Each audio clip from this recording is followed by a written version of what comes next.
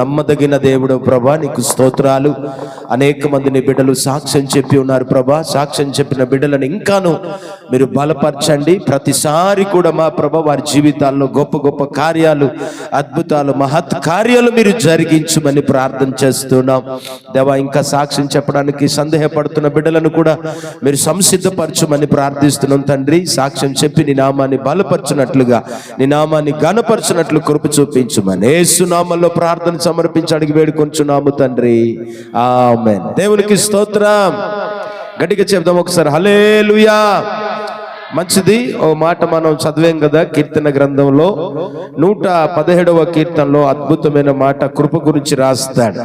ఆ కృప ఎలాంటి కృప అంటే, యెహోవా కృప మన ఎడల హెచ్చుగా ఉన్నది. హెచ్చుగా ఉన్నదట దేవుని కృప మా మీద. ఎంత హెచ్చుగా ఉన్నదో ఒకసారి మనం ఆలోచన చేయాలి. చాలా ఎక్కువగా ఉన్నదంట. అందుకే మనం ఎంత ఎండలో, ఎంత వర్షములో, ఎంత చలిలో, ఎంత గాలిలో, ఎలా ఉన్న కూడా దేవుడు ఏం చేస్తున్నాడు అంటే ఆయన కృపతో మనల్ని కప్పుతున్నాడు. దేవునికి స్తోత్రం కలుగునుగాక. మీ అందరినీ ప్రభు కృప కప్పునుగాక. దేవునికి స్తోత్రం.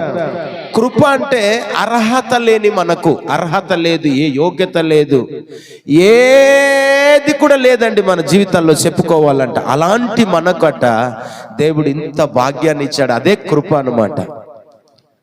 ఎన్నిక లేని వారం మనం. మన కువీడి ఇస్తారు, ఏనా ఇంజనీర్ ఇస్తారు, ఇవరి మంగే సామంతు విధవాజీ ఇది అది ఇంజనీర్. కనుక దేవుని వాక్యం తెలిసినట్లుగా చెప్తున్నట్లుగా కృప, ఆయన కృప మనకు ఉండాల. ఆయన కృప మనకు ఉండాలంటే మొట్టమొదటి దేవుని యందు భయభక్తులు కలిగి ఉండాలి. ఎలాగుండాలి? కృప, దేవుని కృప నీ మీద, నీ కుటుంబం మీద, నీ పిల్లల మీద, నీ పాడి పంటల మీద దేవుని కృప హెచ్చుగా ఉండును గాక. గట్టిగా చెప్పండి ఆమేన్. అలా ఉండాలంటే ప్రియమైన దేవుని బిడ్డలారా, మనము దేవుని యందు భయభక్తులు కలిగి ఉండాలి. దేవునికి స్తోత్రం కలుగునుగాక.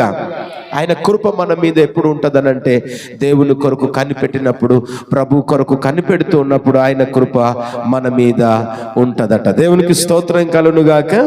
ఆమేన్. హల్లెలూయా. ఒక మాట చదువుదామా బైబిల్ నుంచి 119వ కీర్తన. 119వ కీర్తనలో చక్కటి మాట రాయబడి ఉంటది. 165వ వచనం. ఈరోజు వాక్య సందేశం ఆ మాటతో నేను ప్రారంభిస్తాను. జాగ్రత్తగా వినండి. 119వ కీర్తన 165వ వచనం. అమ్మా చదువునా. నీ ధర్మశాస్త్రమును ప్రేమించు వారికి, నీ ధర్మశాస్త్రమును ప్రేమించు వారికి ఎంతో నెమ్మది కలదు, ఎంతో నెమ్మది కలదు. వారు తూలి తొట్టిల్లుటకు కారణమేమియూ లేదు. దేవునికి స్తోత్రం. అందరు నాతో పాటు కూడా మీరు చెప్పాలి. జాగ్రత్తగా మీరు అందరు నాతో పాటు చెప్పాలి. నీ ధర్మశాస్త్రమును, పక్కనున్న వారికి సెకండ్ ఇచ్చి చెప్పండి. నీ ధర్మశాస్త్రమును ప్రేమించు వారికి ఎంతో నెమ్మది కలదు. వారు తూలి తొట్టిల్లుటకు కారణమేమియూ లేదు. హల్లెలూయా. దేవుని వాక్యాన్ని, ధర్మశాస్త్రం అంటే దేవుని వాక్యం. ధర్మశాస్త్రం అంటే ఈ పరిశుద్ధ గ్రంథములో వ్రాయబడిన కట్టడాలు, ఈ పరిశుద్ధ గ్రంథములో వ్రాయబడిన ఆజ్ఞలు, ఈ పరిశుద్ధ గ్రంథములో వ్రాయబడినటువంటి వాక్యాలు. ఇవి ప్రేమించే వారికట ప్రియులరా నెమ్మది, ఎంతో నెమ్మదట. ఈరోజు నీకు ఈ లోకములో నీవు దేనిని ప్రేమించిన నెమ్మది రాదు. దేనిని ప్రేమించిన నెమ్మది ఉండదు నీకు. నీ భార్యని ప్రేమించుకుంటావా, లేకపోతే బంగారాన్ని ప్రేమిస్తావా, లేకపోతే ఆస్తిపాస్తులు, భూమి పుట్టలు ప్రేమిస్తావా? ఇవన్నీ ఏవి ప్రేమించిన మనిషికి నెమ్మది దొరకదట. గాని ధర్మశాస్త్రాన్ని ప్రేమించాలి. ధర్మశాస్త్రం అనగా ప్రియులరా ఈ మందస్సమే, ఈ వాక్యమే, ఇదే ధర్మశాస్త్రం. దేవునికి స్తోత్రం కలుగునుగాక. కనుక ధర్మశాస్త్రాన్ని ప్రేమించే వారికి ఎంతో నెమ్మది. ఈ లోకములో ఉన్న సిరి సంపదలు, లేదా ఇదిగో మీకున్నవి ఏవేవో మేడలు మిద్దెలు మీకు ఉన్నటువంటి ధనగణాలు ప్రేమిస్తే నీకు నెమ్మది కాదట, కానీ దేవుని ధర్మశాస్త్రాన్ని మనం ప్రేమిస్తే మనకెంతో నెమ్మది దొరుకుతుంది. 119వ కీర్తన 50వ వచనములో కూడా నీ వాక్యము నన్ను బ్రతికించెను, నా బాధలలో నెమ్మది. దేవునికి స్తోత్రం. చదువునా మాట చదువు బాబు. నీ వాక్యము నన్ను బ్రతికించి ఉన్నది, నీ వాక్యము నన్ను బ్రతికించి ఉన్నది, నా బాధలో ఇదే నాకు, నా బాధలో ఇదే నాకు నెమ్మది కలిగించుచున్నది. దేవునికి స్తోత్రం. గట్టిగా చప్పట్లు కొడదామా ఒకసారి? హల్లెలూయా. నీ బాధల్లో నీకు నెమ్మదినిచ్చేది ఒకవేళ నీ బంగారం కాదు, నీ వెండి కాదు, నీ జ్ఞానం కాదు, నీ చదువు కాదు, నీ ఉద్యోగం కాదు, కానీ దేవుని వాక్యమే అట మన బాధల్లో నెమ్మదిచ్చేదటండి. నెమ్మది కలగాల. నెమ్మది ఆది కాండములో మనం నోవాహుని మనం చూస్తాం ప్రియులారా. కరువు కాలములో అట ఆయన చాలా కరువు భూమి మీదకి వచ్చిందట. భూమి మీదకి ఇంతంత కరువు రాలేదటండి. ఆ కరువు వస్తాట ఏం చేయాలో అర్థం కావట్లేదు. అయితే దేవుడు అప్పుడు అన్నాడట, నోవాహు అనే పేరు పెట్టాడట. నోవాహు అని ఎందుకు పేరు పెట్టాడు తెలుసా? నోవాహు పేరుకు అర్థం ఏమిటనంటే నెమ్మది.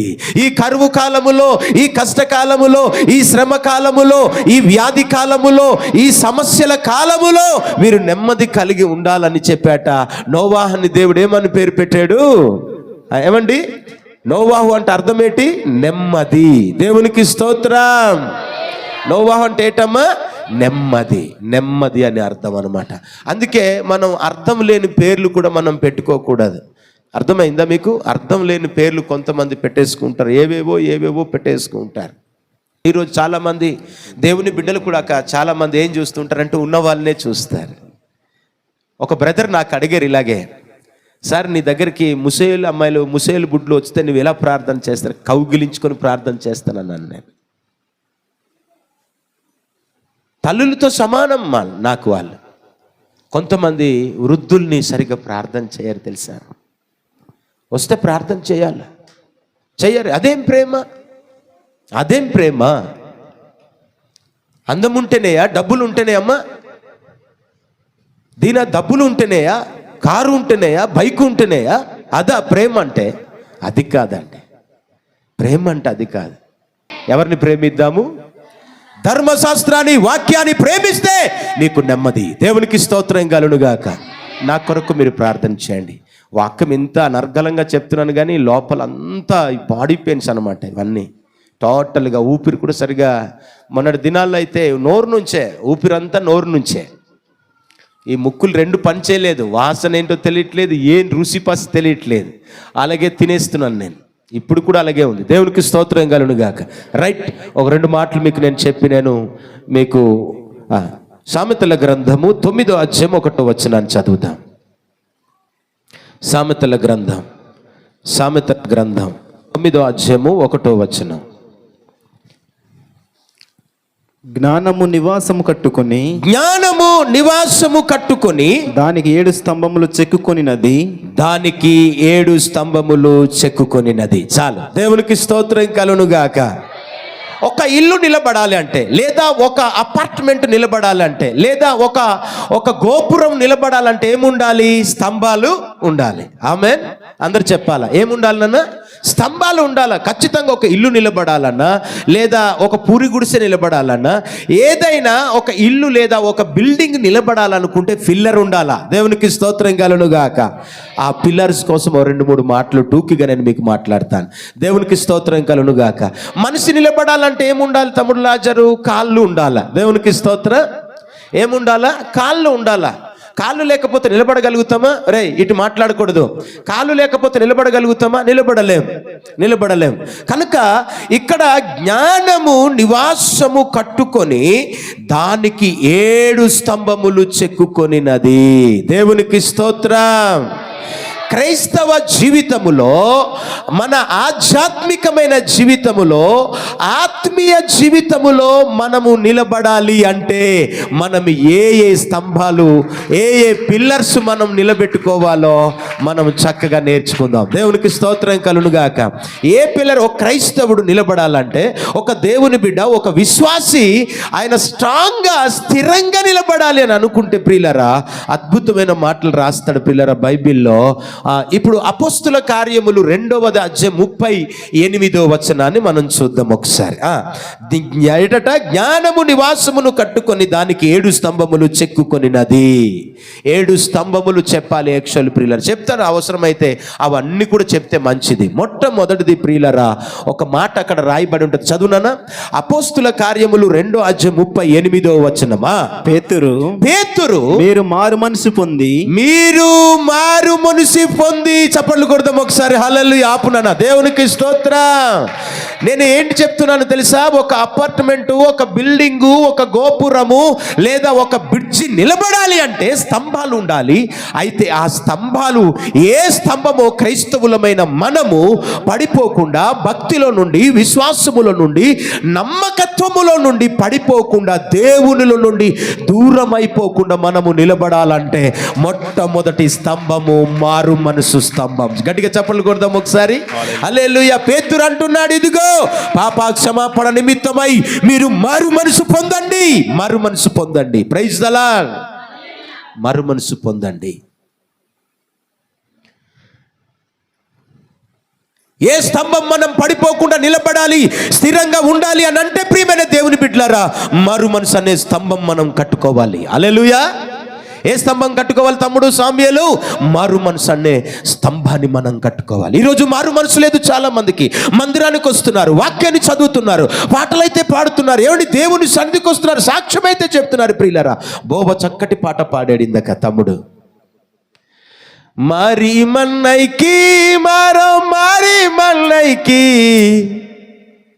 మీరు కేర్దెలబులంజి నా నెల్లేని సినికి జమ్మింగే నేను పాడగలుగుతాను.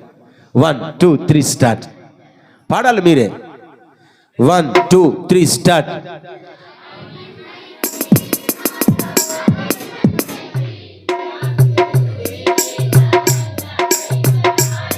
పాడదాం.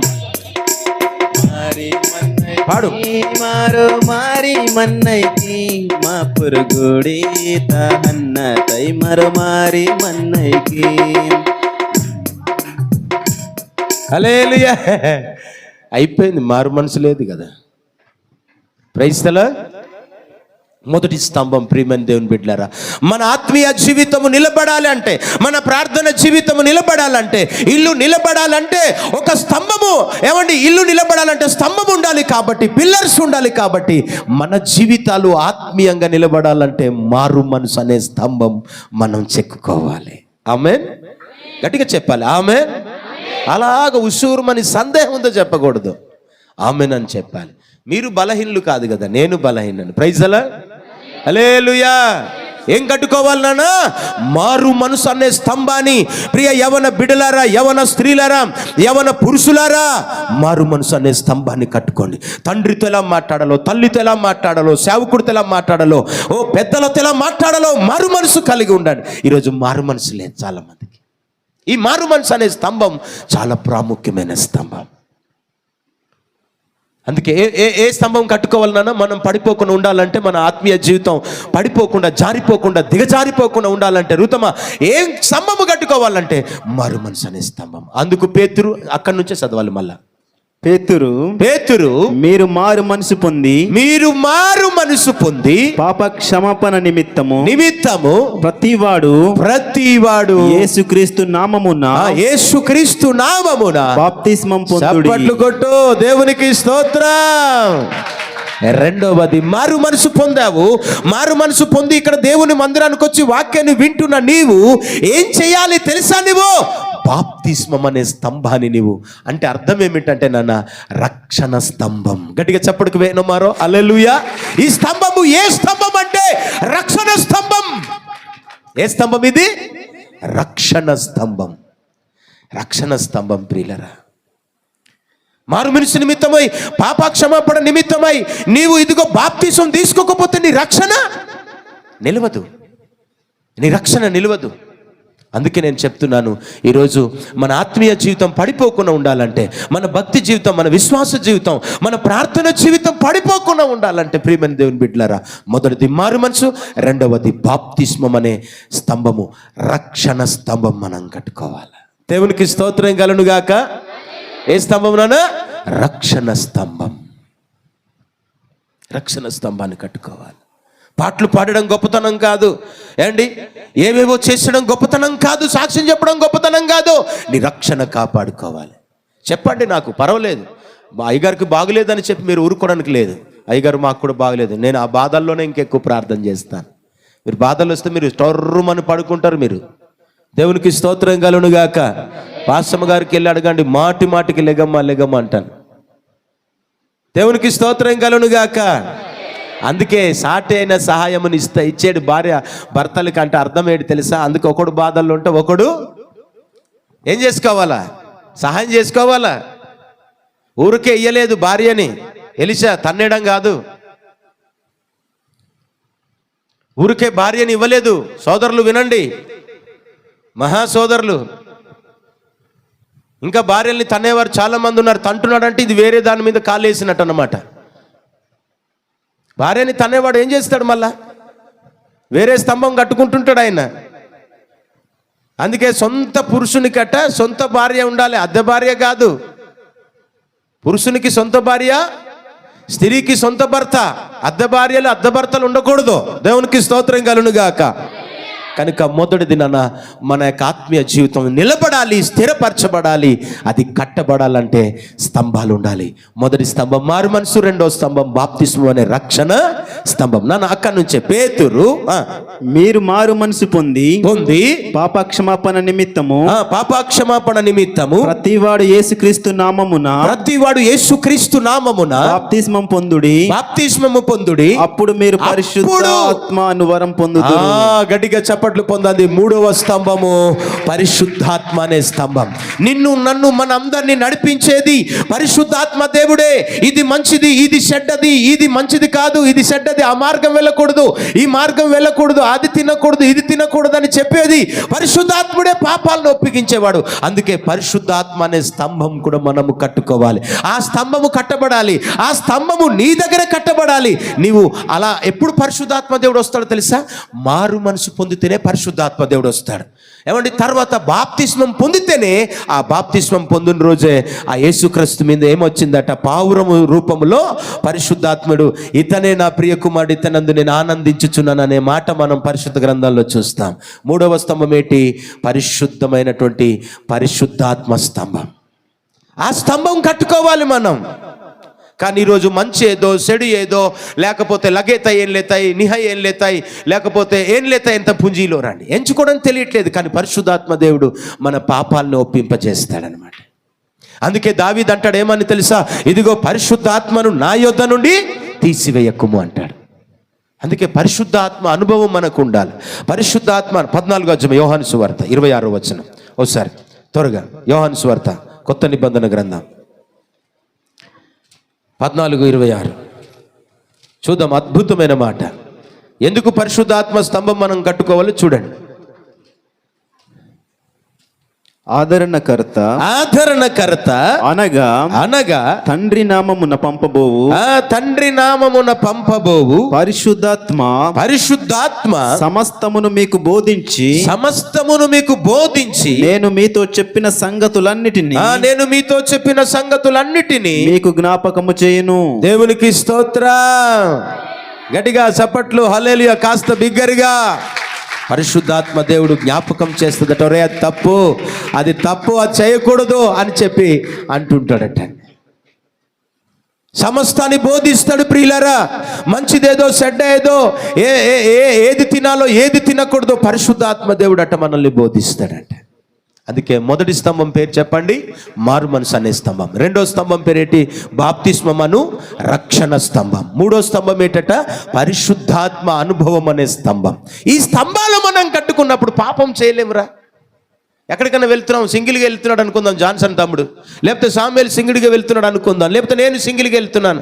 పరిశుద్ధాత్మ దేవుడు నాలో ఉన్నప్పుడు అది తప్పు, అది చేయకూడదు అంటే నేను ఎట్లా చేయగలుగుతాను? చేయలేం కదా. అదే బోధిస్తుంది, సమస్తను అది బోధిస్తుంది అట, మళ్ళీ అన్నీ బోధిస్తుందట. మొన్న రిజ్వానికి వారు ఊర్లో వాళ్ళందరూ అడిగారు, ఎలాగున్నారయ్యా మా దేవి అప్ప అని చెప్పి. దేవునికి స్తోత్రం కలుగును గాక. వాళ్ళ ఊర్లో వాళ్ళు, పాస్టర్ గారు మా ఊరికి కూడా ఒకసారి రండి సార్ అని చెప్పి అంటున్నారు. అరే, మనం పెంచే కుక్కనే పిలుస్తాం కదా తమ్ముడు, డ్రు బీరు ఉంచి పిలవకుండా ఎలాగెళ్ళిపోతాం మనం? దేవునికి స్తోత్రం కలుగునుగాక. హల్లెలూయా. నెంబర్లు తీసుకున్నారు చాలామంది. సార్ మీరు మా ఊరికి ఎలాగైనా రావాలని. మొన్న వాక్యాన్ని విని ప్రైజ్ దలా బాగులేకుండానే ఆ రోజు నుండే నాకు కూడా ఎక్కువైంది. అస్సలు సహకరించలేదు. కానీ ప్రభు దయ ఈరోజు మీకు మంచి సందేశాన్ని ఇవ్వడానికి ప్రభు నన్ను నిలబెట్టాడు. దేవునికి స్తోత్రం కలుగునుగాక. దేవుని మీద ఆనుకోవాలే కానీ దేవుడు వాడిని నిలబెడతాడండి. దేవునికి స్తోత్రం కలుగునుగాక. హల్లెలూయా. దేవుడు ఎవని మనస్సు దేవుని ఆనుకొనునో వానిని ఏం చేస్తాడట? పూర్ణ శాంతి గల వానిగా చేస్తాడంట. 26:3 ఎక్కడ? ఎస్ఐ గ్రంథం. కంఠస్థం చెయ్యాలా? రావాలి, గుర్తు రావాలి. ఆయన మీద ఆనుకుని బ్రతకండి. ఆయన మీద ఆనుకుని బ్రతికితే ప్రియులారా, ఏ సమస్యలు వచ్చినా, ఏ రోగ రుగ్మాతలే వచ్చినా మిమ్ములను ప్రభు ఖచ్చితంగా బలపరుస్తాడు. ఆమేన్. మనుషులను బలపరచలేం కదండి, కానీ దేవుని వాక్యం మాత్రం బలపరుస్తాడు. రిఫరెన్స్ చెప్పైనా నేను వాక్యాన్ని చెప్తాను, లేదంటే వాక్యం చెప్పిన తర్వాత అయినా నేను ఆ పుస్తకం పేరు చెప్తాను. నాకు అలా కూడా అలవాటు అయిపోయింది అనమాట. దేవునికి స్తోత్రం కలుగునుగాక. ఏంటి చదవండి ఆ మాట. ఎవని మనసు నీ మీద ఆనుకొనును, ఎవని మనసు దేవుని మీద ఆనుకొనునో వానిని నీవు పూర్ణ శాంతి గలవానిగా కాపాడుదువు. హల్లెలూయా. గట్టిగా చప్పట్లు కొడదామా. పూర్ణ శాంతి గలవానిగా కాపాడుతాడటండి. అందుకేమో ఈరోజు నేను నిజంగా మీ ఎదుటాల నేను లేకపోతే మీరు వాక్యం చెప్తారు, రాదని కాదు, కానీ కాస్త చిన్న ఏది ఉంటుంది చెప్పండి. అయ్యో మా పాస్టర్ గారికి బాగులేదని చిన్న బాధ, గిల్టీగా ఫీల్ అవుతారు. అవునా కాదా? వచ్చేసి మా పాస్టర్ గారు లేరురా ఈరోజు అని చెప్పి యూట్యూబ్ చూస్తున్న వాళ్ళు కూడా నాకు అడుగుతున్నారు, నాకు సార్ యూట్యూబ్లో వాక్యం మాట్లాడుతున్నారా లేదంటే మాట్లాడుతున్నాను అన్నాను. దేవునికి స్తోత్రం కలుగునుగాక. హల్లెలూయా. సార్ యూట్యూబ్లో వాక్యం మాట్లాడడం మానేసారా అంటున్నారు. లేదు, అట్లా ఏ సమయంలోనైనా ఖచ్చితంగా మాట్లాడతాను, కొన్ని వస్తాయి జారి చూడండి అని చెప్పాను. దేవునికి స్తోత్రం కదా. అందుకు ఈరోజు నేను చెప్పే సందేశం ఎడితే 7 స్తంభాలు. దేవునికి స్తోత్రం కలుగునుగాక. మొదటి స్తంభం పేరు మారు మనసు, రెండో స్తంభం పేరు బాప్తిసం అనేటువంటి ఏంటట రక్షణ అనే స్తంభము, మూడో స్తంభం పరిశుద్ధాత్మ అనుభవం అనే స్తంభం. పరిశుద్ధాత్మ అనుభవం ఉండాలా? ఏ పాట పాడాలి ప్రభువా? అలా కూడా మీరు ప్రిపేర్ అవ్వాలా? ప్రభా నేను ఈ పాట పాడతాను, ఇదిగో ఈ విశ్వాసులు మా బిడ్డలు, మా సంఘ బిడ్డలు అందరూ, మా సహోదరులు వీరందరూ కూడా ఈ పాట నేను పాడాలని ఆశ కలుగు. ప్రార్థన చేసుకోండి, పరిశుద్ధాత్మ కలిగిన అలాగ ఉండాలి మనం. అప్పుడే మీరు ఏ పాపం కూడా పడిపోరు. అందుకే ఎవరు కీర్తన దావీదు అంటాడు, నేను నీ ఎదుట పాపము చేయకున్నట్లు నా హృదయములో నీ వాక్యము ఉంచుకొని. 119:11 ఆ మాట రాస్తాడు. దేవునికి స్తోత్రం కలుగునుగాక. ఈ వాక్యాలన్నీ మన దగ్గర ఉంచుకోవాలి ప్రియులారా. 4వ స్తంభం నేను చెప్తాను, జాగ్రత్తగా వినండి. 4వ స్తంభం పేరు విశ్వాసము. 4వ స్తంభం పేరేంటి? విశ్వాసం. విశ్వాసము నిలకడగా ఉండాలి.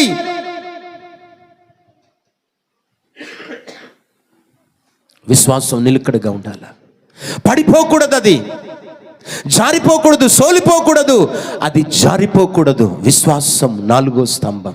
ఇది చాలా ప్రాముఖ్యమైనది.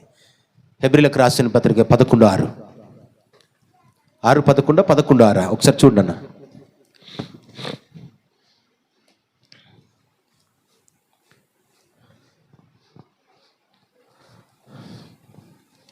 చదువు బాబు.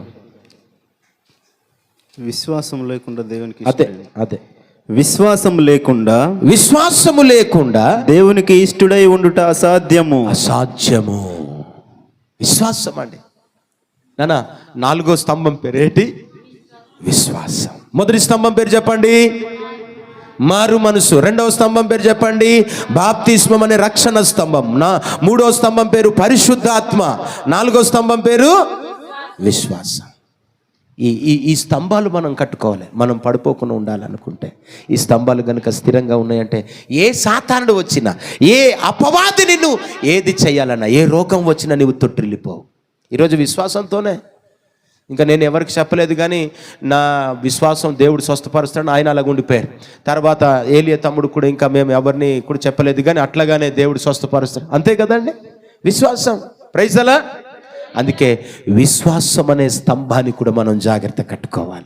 పిల్లలు, యవనస్తులు, విశ్వాసం అనే స్తంభం కూడా కట్టుకోవాలి. ఎక్కడికి వెళ్ళినా నా ప్రభు ఉన్నాడు, నాకు సహాయం చేస్తాడనే విశ్వాసం, నమ్మకం ఉండాలి. 126 అధ్యాయంలో 25వ అధ్యాయంలో ఒకసారి చూడండి, మొదటి మాట చదవండి. 125వ అధ్యాయం మొదటి మాట చూడండి.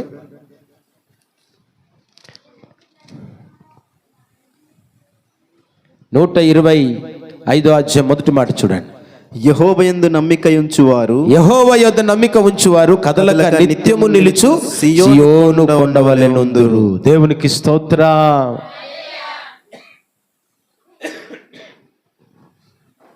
నమ్మకం ఉంచాలి దేవుని దగ్గర, విశ్వాసం ఉంచాలి, నమ్మకం ఉంచాలి. ఏమీ సందేహం ఉంచకండి. సందేహాలు మళ్ళీ ఉండకూడదు. దేవుడు స్వస్థపరుస్తాడో లేదో, దేవుడు సహాయం చేస్తాడో లేదో, దేవుడు ఏదో చేస్తాడో లేదో సందేహంతో మనం దేవుని సన్నిధిలో నమ్మకం ఉంచకూడదు. నమ్మకం కాలి. 26వ కీర్తనలో కూడా ఓ చక్కటి మాట కనిపిస్తుంది ప్రియులారా. మొదటి నుండి చదివితే, యెహోవా నేను యథార్థవంతుడై ప్రవర్తించుచున్నాను, నాకు తీర్పు తీర్చుము. ఏమీ సందేహపడకుండా యెహోవా యందు నేను నమ్మిక ఉంచి ఉన్నాను. ఇది 4వ స్తంభం అన్నమాట. విశ్వాసం, నమ్మకం ఒకటే. హల్లెలూయా. కనుక నా ప్రియమైన దేవుని బిడ్డారా, విశ్వాసం అంటే మనకు కనబడదు. దేవుడు కనిపిస్తున్నాడు ఇప్పుడు లేదు, కానీ నమ్ముతున్నాం దేవుడు ఉన్నాడని. అదే విశ్వాసం, అదే నమ్ముతున్నాం, అదే నమ్మకం, అదే విశ్వాసం. అందుకే ఈ 4 స్తంభాలు మనం స్థిరంగా మనం చెక్కుకుంటే, ఫిల్లర్స్ వేసుకుంటే, ఎన్ని ఉపద్రవాలు వచ్చినా, ఎన్ని కష్టాలు వచ్చినా, లెట్స్ ప్రే, ప్రార్థన చేద్దాం. ఈ మాటలు ప్రభు దీవించి ఈ స్తంభాలన్నిటిని కూడా ప్రభు మన ఆత్మీయ జీవితంలో స్థిరపరిచి నడిపించునుగాక. స్తోత్రం, స్తోత్రం, స్తోత్రం. పరిశుద్ధుడా నీకు వందనాలు. ఈరోజు ప్రభా నా ధర్మశాస్త్రమును ప్రేమించు వారికి ఎంతో నెమ్మదని మీరు వాగ్దానం ఇచ్చారు. అలాగే ప్రభా ఇదిగో తండ్రి, జ్ఞానమును నివాసము కట్టుకొని దానికి 7 స్తంభములు చెక్కుకొనినది అని చెప్పి మీరు అన్నారు. ప్రభా ఇదిగో నా తండ్రి, నేను 4 స్తంభాల గురించి చెప్పాను అయ్యా. ఇదిగో మొదటి స్తంభము నా ప్రభువా, ఇదిగో పాప క్షమాపణ నిమిత్తం మారు మనసు అన్నావు నాయన.